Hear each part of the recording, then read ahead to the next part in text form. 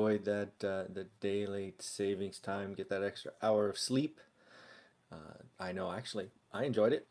So I thought I would talk to you about something that is starting to happen in the stock market, and I've kind of been hinting at it that I expected it the last I don't know 5 6 months, and it's really because of the experience in the dot-com crash and the scars that I have left to prove it. If you don't remember the dot-com era, let me just tell you that there were stocks losing money on every transaction and being rewarded greatly just for the number of people that saw their websites. It sounds crazy, but it happened. And it appears that there's been a great reassessment of many technology kind of service based companies. They've long since had software valuations, but in reality don't show the same benefits of software organizations. If you're in software, you generally speaking have high margins, and your ability to scale the economics behind software is nearly it's really cheap, right? You just hit copy, copy, copy, copy, right? Essentially, you actually don't hit copy, but hopefully you get the idea. But what we're seeing is there were companies that had that kind of valuation that were really just services companies masking as software companies, and services companies are worth, have a multiple that is much lower than a software company. And there's four companies we'll talk about today. Again, I'm not picking on them. I just picked them because they were referenced in some articles that I was reading. And where I'm trying to go with this again as a real estate investor is I think this has a ripple effect across our economy because I don't think it's done. I think there is a great reassessment on many companies coming. And two, I think when people feel less confident, when their stocks or their RSUs or whatever it is are worth less, they're less likely to buy the toys like Tesla cars, and they're certainly less likely to buy these ridiculously priced homes in the Bay Area.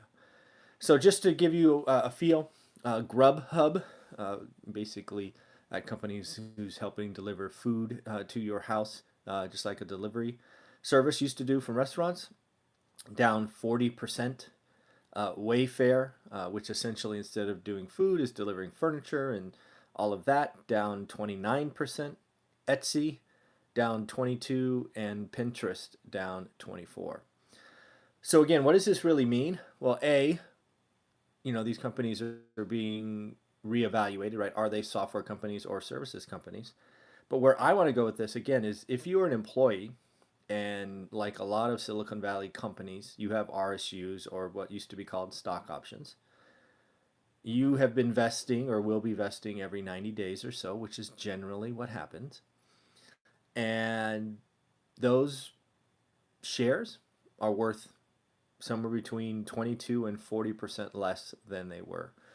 And why is this important? It's because our economy in the Silicon Valley or the Bay Area has been built on the backs of really, I believe, the public markets. The only way you can afford these $1 million homes that were built in the 50s is if you have, a liquidity event and you're overpaying because maybe you don't value the cash or whatever it is. But this is what's happening. And I believe this is going to have a ripple effect across the Bay Area housing market that could last all of 2020. If these stocks stay down, if others follow, the Bay Area real estate market is going to get crushed. It's gonna drop.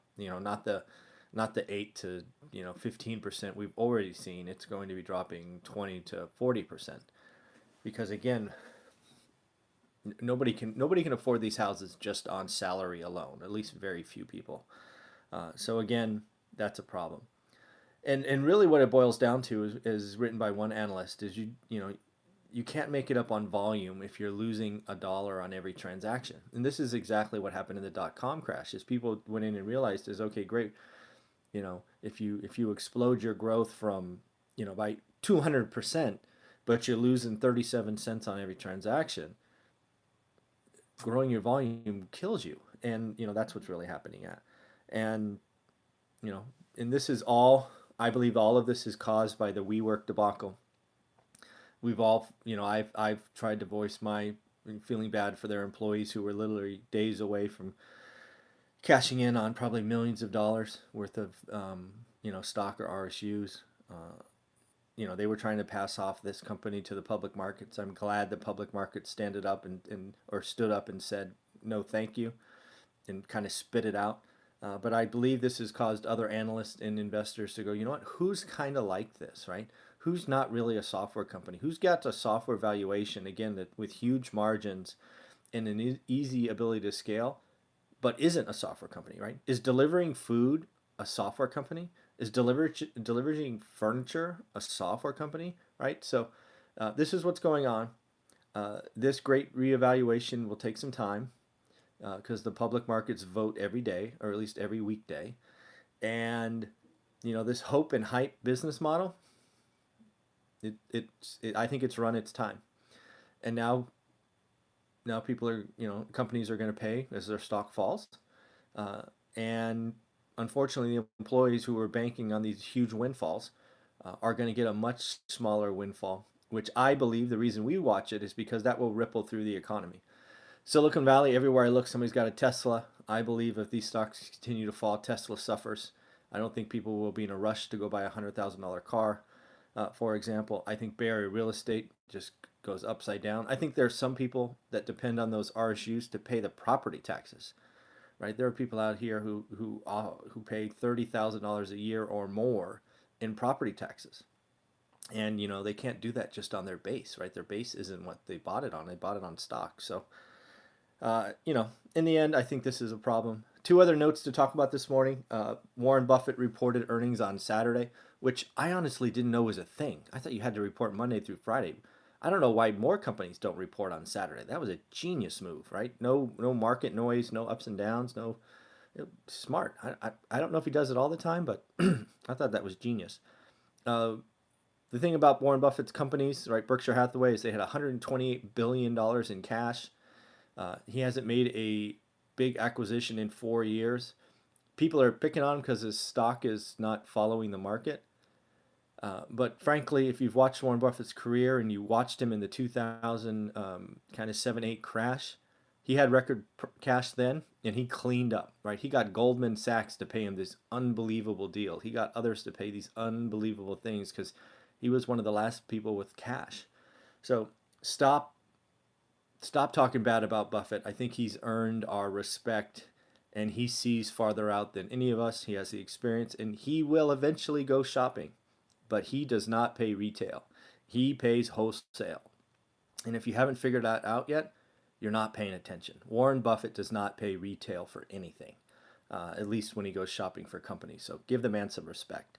And then the last one is there was an NFL player on at least the picture had him on the Cleveland Browns. I believe he got traded to Tampa Bay recently, who lives on $3,500 a month. He just hasn't changed his spending, even though he's making millions of dollars a year as a professional athlete. He sticks to a budget of $3,500, which I just think is extremely impressive, right? Rent, food, bills, all of that, and he's not adjusting his expenses. So again, not that we have to live like that, but I think living below your means is a key tenet of one rental at a time. Getting rich or getting wealthy over time is slow. It feels like it takes forever. But again, we have an NFL player we can look up to, and I applaud him for that. I wish I wrote his name down. I didn't. Shame on me. Anyways, enjoy your day. I think the Bay Area real estate market's in trouble. I think any expensive toys that people use, like Teslas, because their stocks are high, are in trouble. But again, I don't invest in stocks. Don't listen to me. I am just looking out for real estate investing, and the cost of capital. Okay, everybody, have a great day. Bye.